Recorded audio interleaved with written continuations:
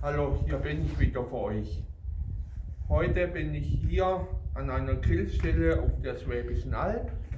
Ja, hier habe ich Zutaten. Wie ihr sehen könnt, habe ich hier Mehl,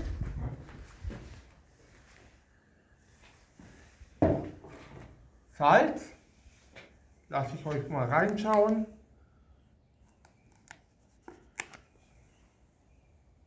Hier Salz drin, wie ihr sehen könnt. Butter habe ich mitgebracht. Dann habe ich hier Chilis für die Schärfe und den Geschmack. Hier habe ich eine Schüssel. Wie ihr sehen könnt, habe ich Mehl dabei. Hier habe ich auch noch Wasser. Hier auch. Dann habe ich hier Kaffee.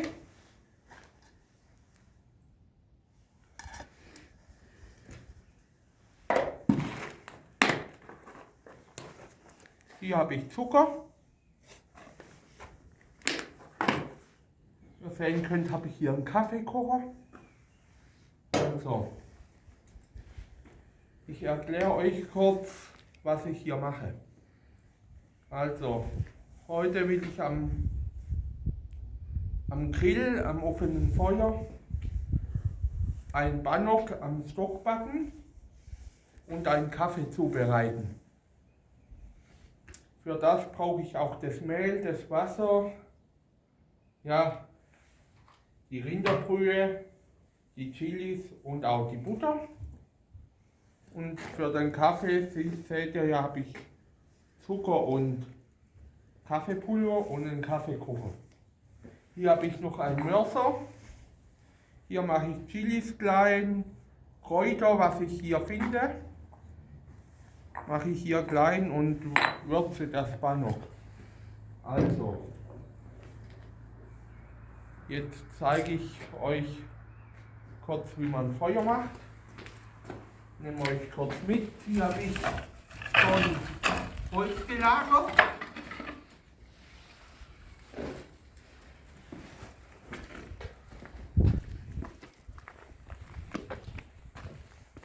Wie ihr sehen könnt, ist hier die Grillstelle.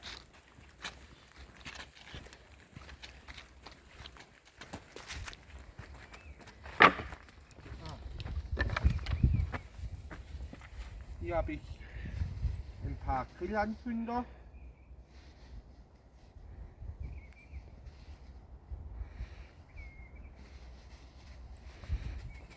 Hergerichtet.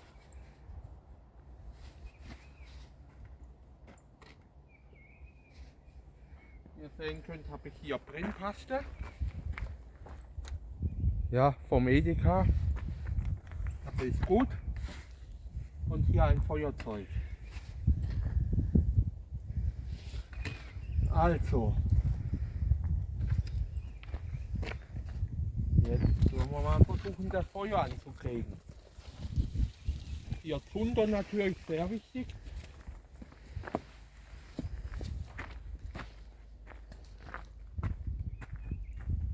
Ein paar Anzünder.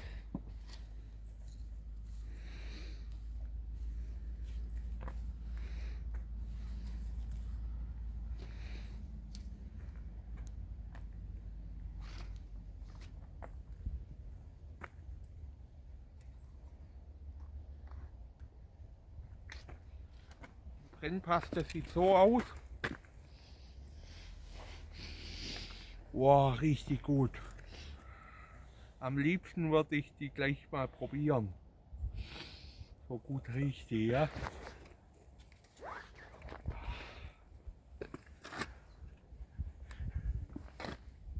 Also.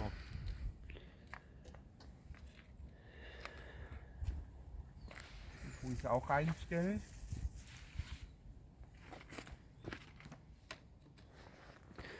Gucken wir mal an.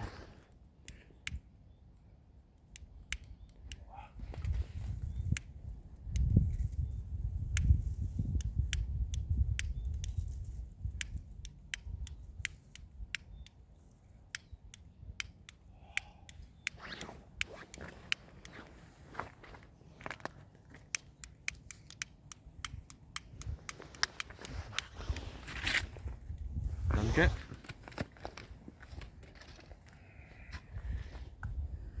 Mein Kameramann hat mir gerade ein Feuerzeug gegeben, weil meins nicht funktioniert gerade. Sieht sehr gut aus.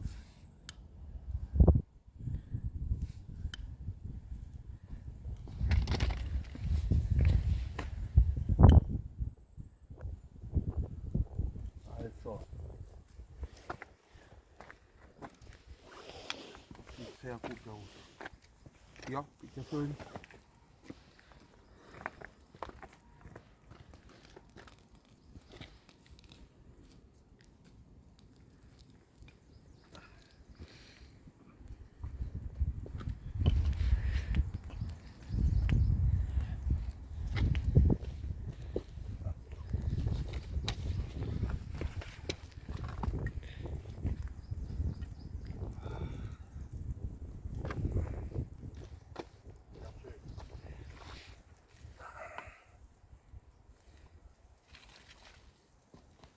Feuer habe ich schneller angekriegt, wie ich dachte. So liebe ich das.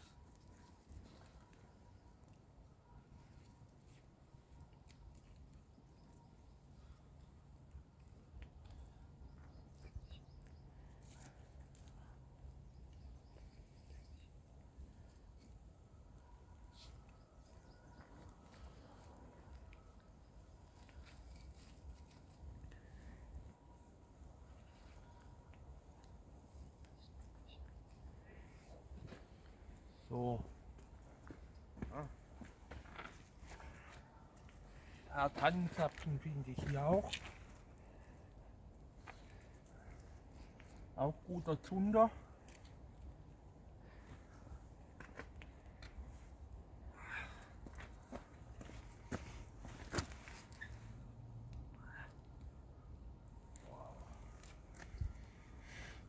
So.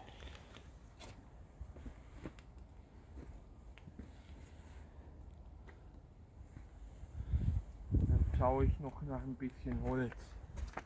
Also ihr könnt ruhig mitkommen.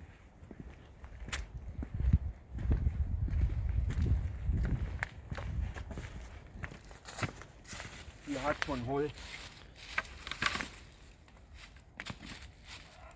Tatsächlich Stücke. Das ist noch nicht ganz trocken.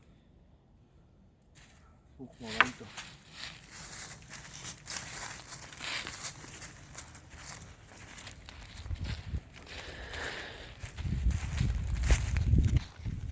Hier hat es halt vor allem großes Holz. Das sind noch wenig.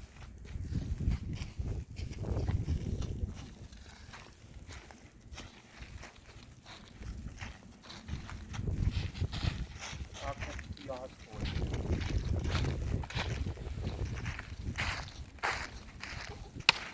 Ja, das ist gut.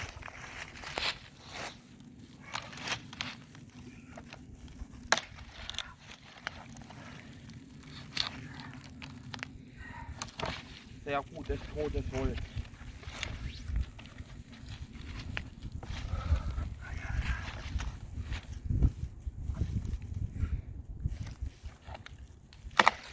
Genau was ich brauche.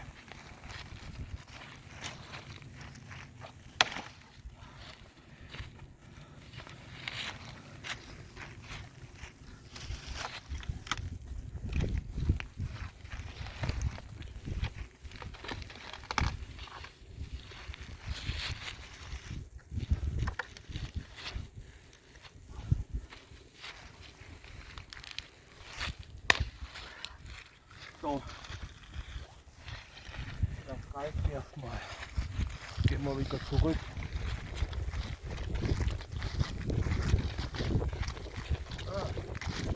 Seht ihr, wie das Feuer kennt?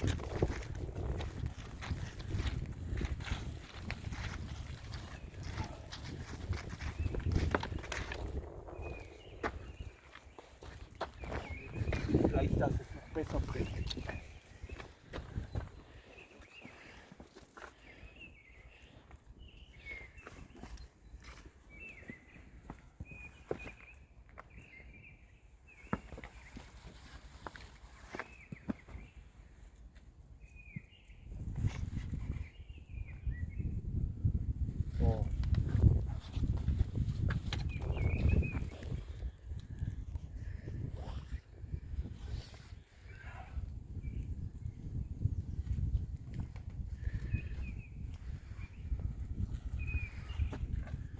Hier stapel ich das Holz auf, so in einer Form wie eine Pyramide. Dann kommt auch gut Sauerstoff hin an das Feuer und das Holz kann fassen. Dann brennt es viel schneller und besser.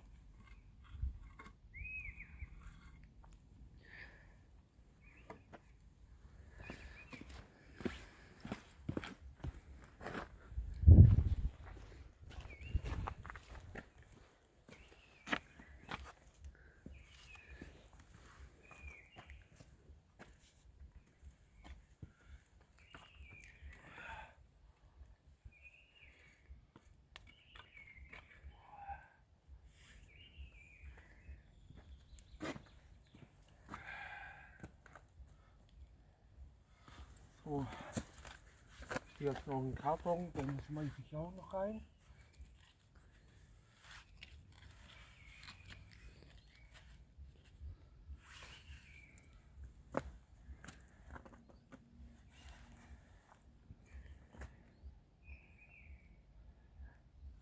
Ich freue mich schon richtig drauf, ein guter Kaffee zu trinken nachher und ein richtig gutes Banock zu essen. Da freue ich mich schon richtig drauf. Und das noch frisch aus der Natur vom offenen Feuer. Schmeckt am allerbesten. Also suche ich noch weiter Holz.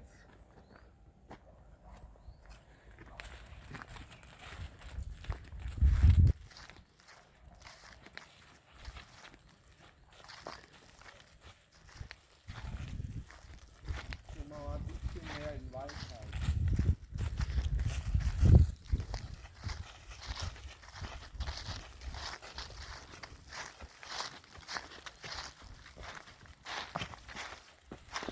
Ja, guck, hier sehe ich schon was.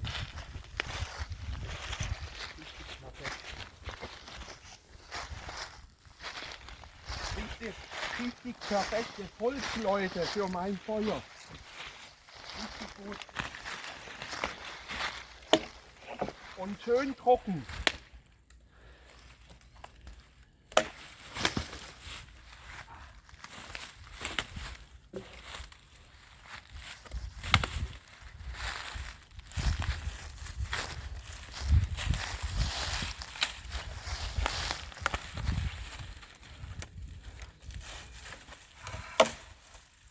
So.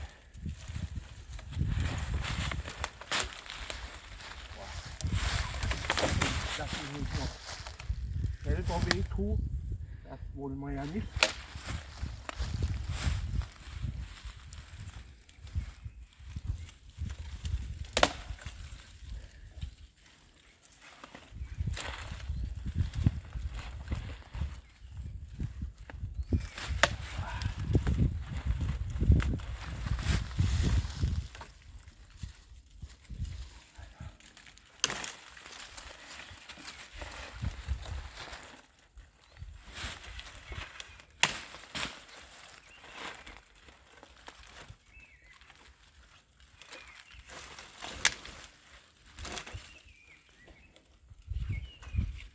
So. Jetzt gehen wir wieder zurück zum Feuer.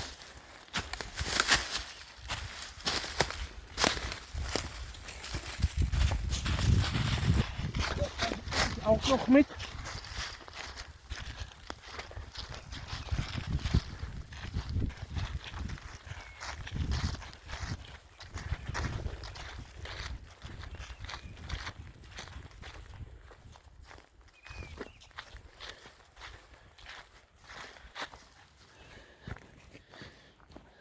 Wow, das Feuer bringt ja schon ziemlich gut jetzt schon.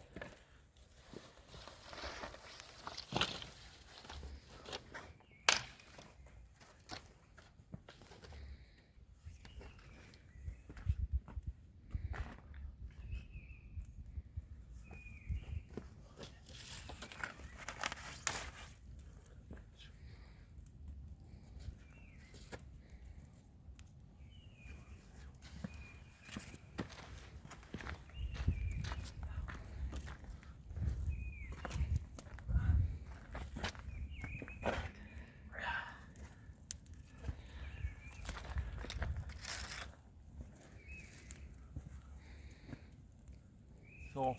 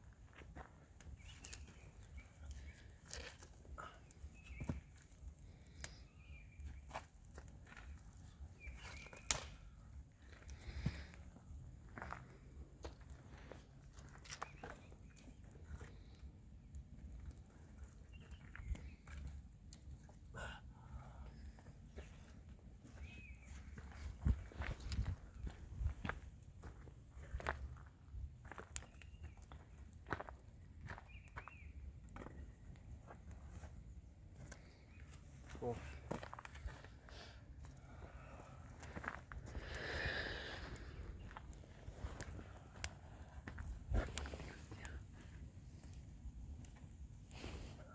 Sehr gut. Ich glaube, das müsste jetzt brennen.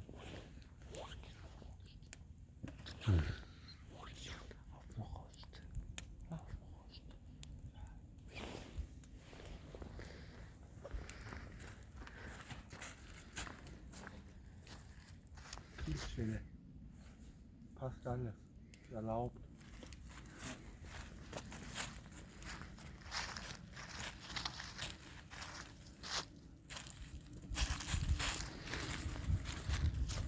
So.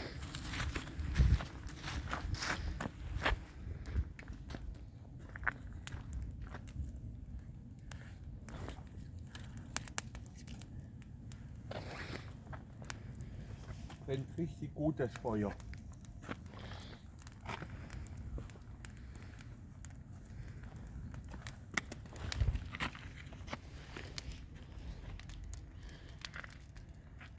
So. Aber jetzt lege ich ein bisschen größeres Holz drauf und dann lasse ich das mal brennen.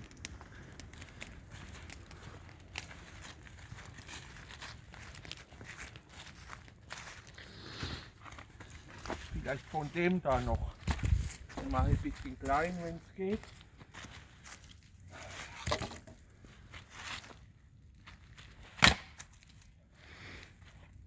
Sehr schön.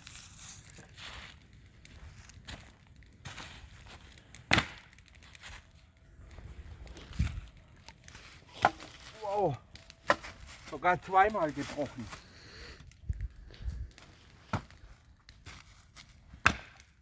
So. Den mache ich ein bisschen kleiner noch.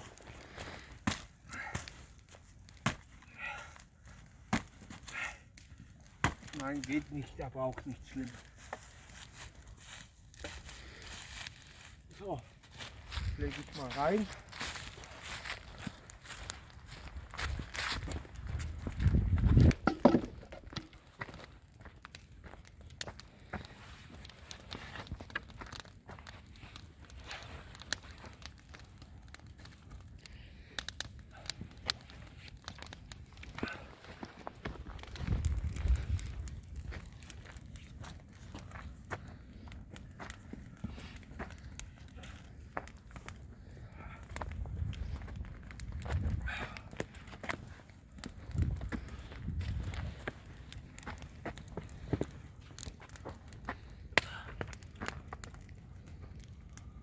So.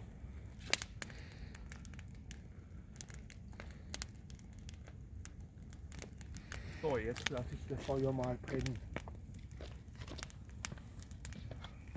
Ah, hier oben liegt noch was. Das habe ich vorher nicht gesehen. Legen wir auch noch dazu.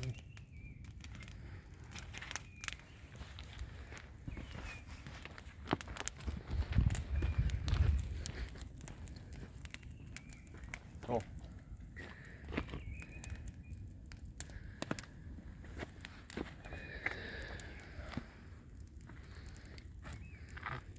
mal nach 2 Strecken. Die schnitze ich dann zurecht, dass ich da mein Brot, also meinen Teig drauf wickeln kann und nachher hier über das Feuer halten kann und backen kann. So.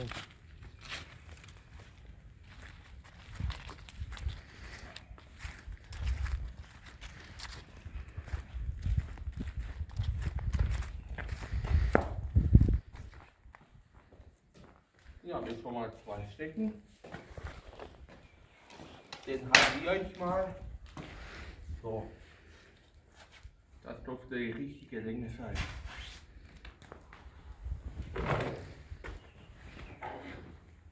Hier nehme ich mein Taschenmesser. Gehen wir mal hier raus, weil es ist dunkel hier.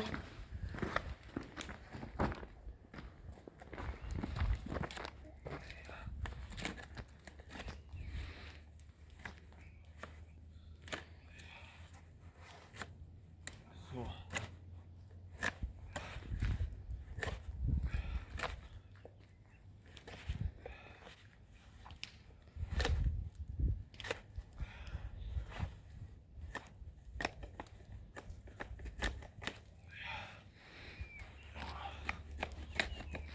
Die Rinde sollte halt ab sein.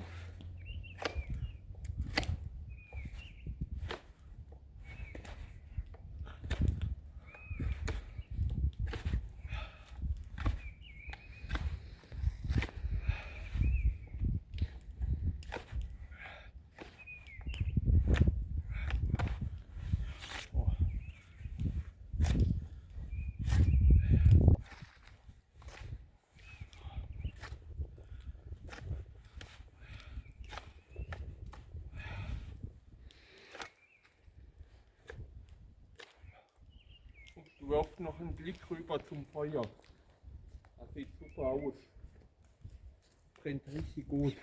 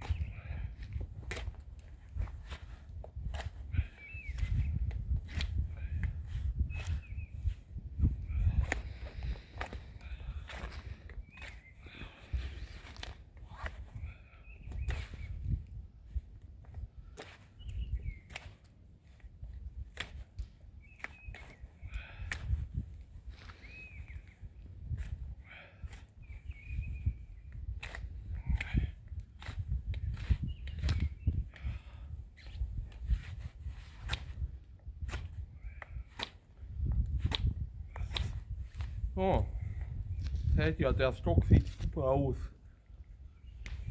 Die Rinde ist weg, dann ist das Holz unten auch schön sauber. Keine Erde dran, keine Verschmutzungen. Und das Holz ist schön glatt. Da kann ich mein Brot nachher drauf wickeln. Also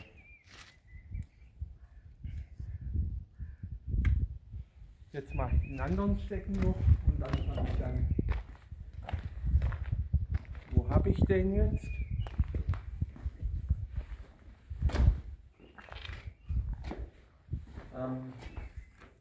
Ja, hier liegt er.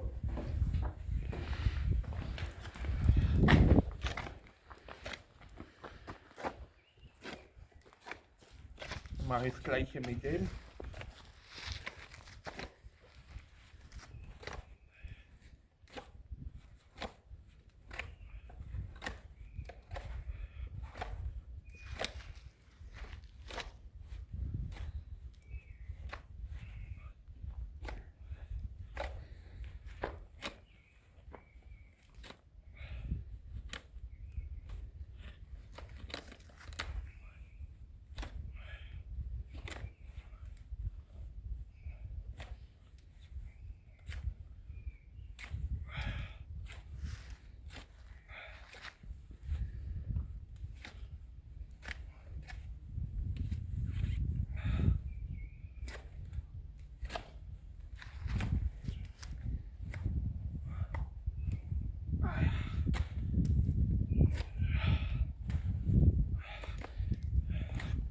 Ihr könnt gut sehen, wie ich den zurechtschnitte.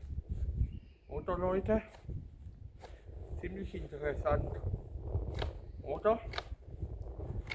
Also ich finde es interessant, was man so alles machen kann.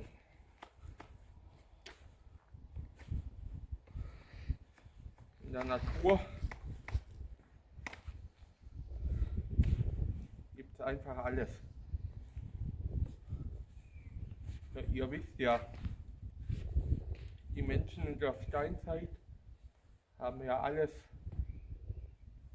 was sie gefunden haben in der Natur, haben sie genutzt.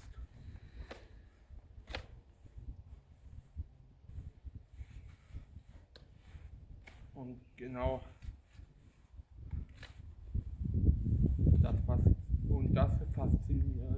das fasziniert mich.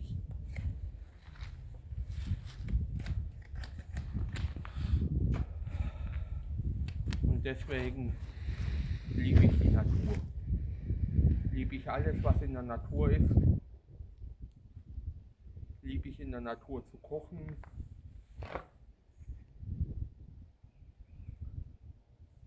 Liebe ich Abenteuer in der Natur. Also, ja, das ist meine Welt.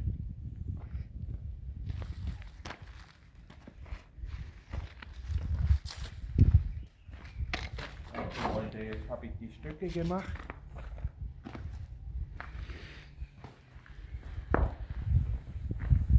Hier drin ist ein bisschen dunkel, aber wie ihr seht, habe ich hier eine Lampe. Die mache ich jetzt an. Das sieht man ein bisschen besser.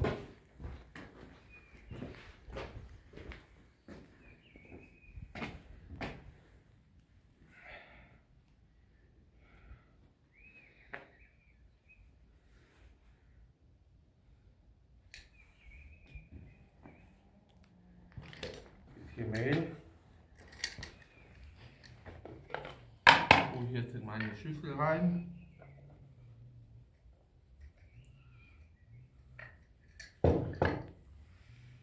Ihr sehen könnt, ist so viel Mehl jetzt drin.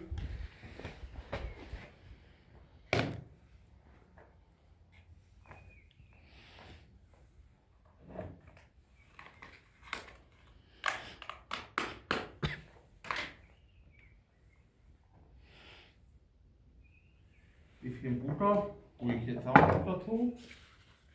Habe ich nichts zum Rausholen. Ich verwende jetzt mal meinen Stock.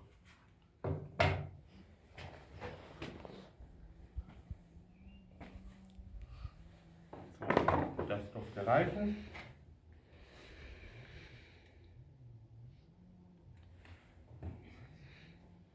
Bisschen Wasser.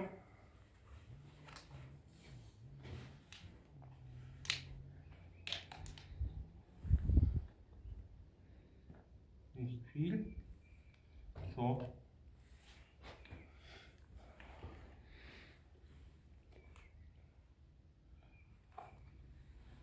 Salz rein.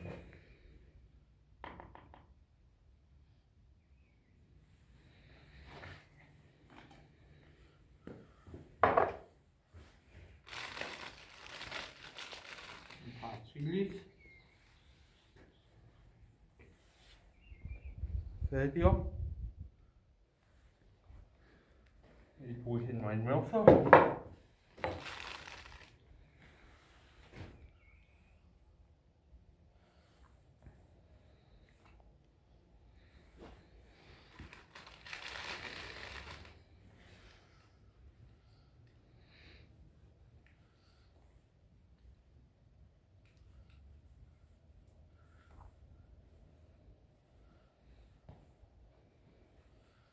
So.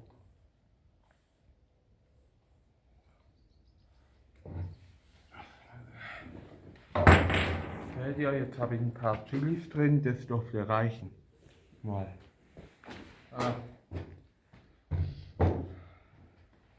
Mein Knüppel vom Mörser ist runtergefallen. So.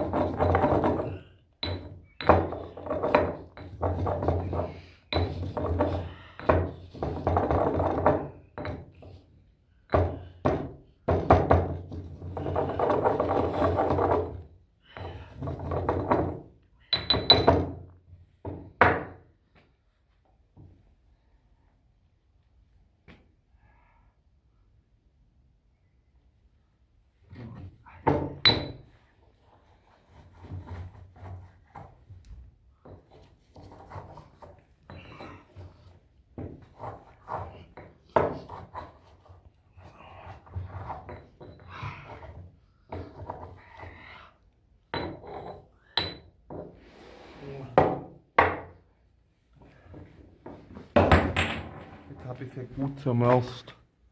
Seht ihr das? Wahrscheinlich nicht so gut, aber ich zeige es im Licht noch ein bisschen. Hier. Jetzt sind die schön zerkleinert.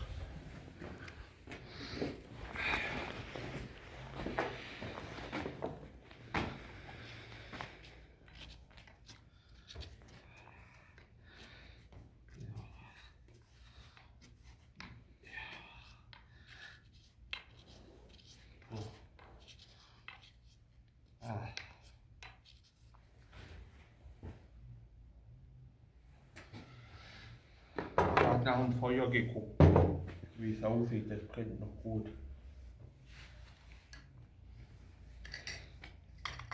Ein bisschen Mehl dazu noch.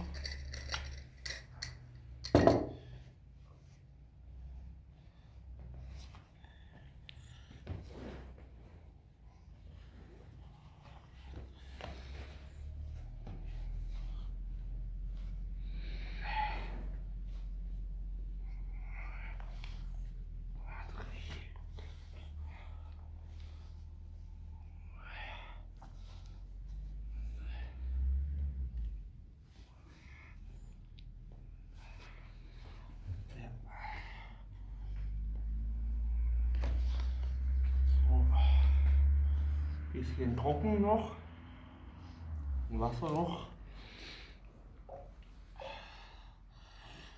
So.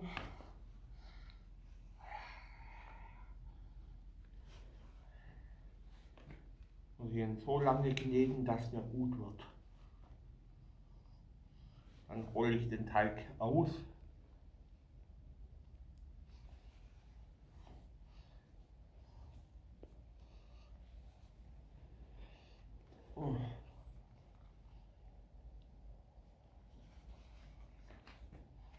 So wie so einer kleinen, ja,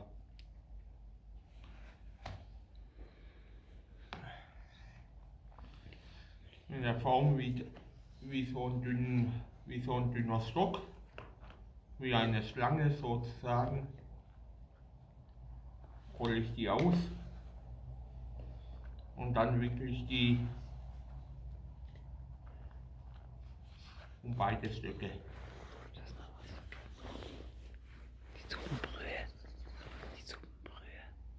Die Suppenbrühe. Genau. Suppenbrühe habe ich auch noch vergessen. Bin ich gerade erinnert worden von meinem Kameramann.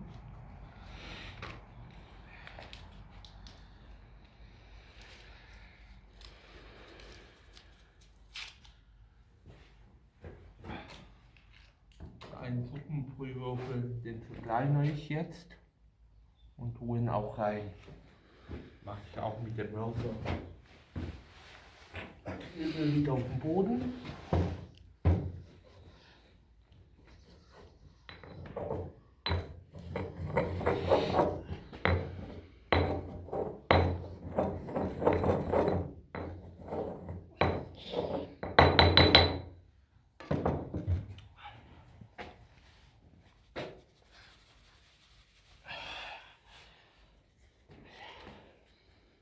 So.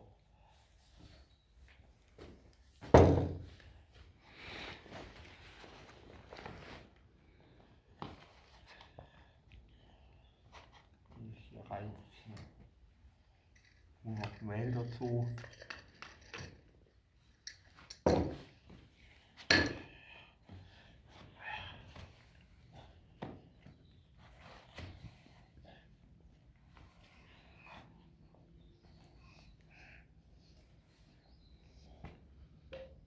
Bisschen Wasser.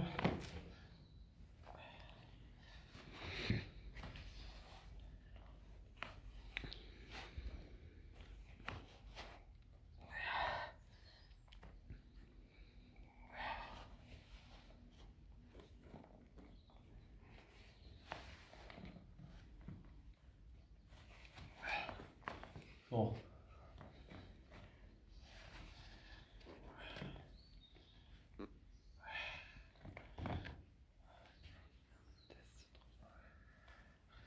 Hey, der Teig nimmt so Gestalt an. Richtig gut knetbar jetzt.